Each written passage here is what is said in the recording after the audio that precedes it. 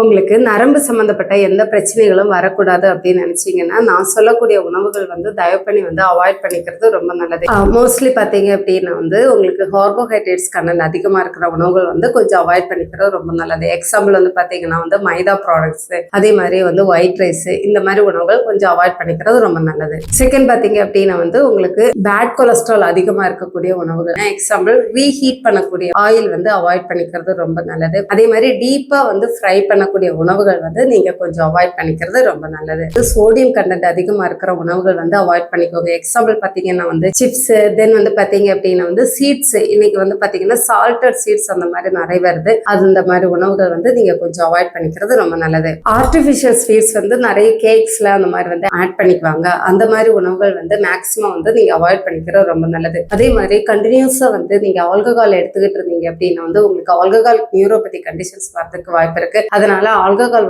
ரொம்ப அதிகமா எடுத்துக்கிறது மேக்சிமம் அவாய்ட் பண்ணிக்கிறது ரொம்ப நல்லது.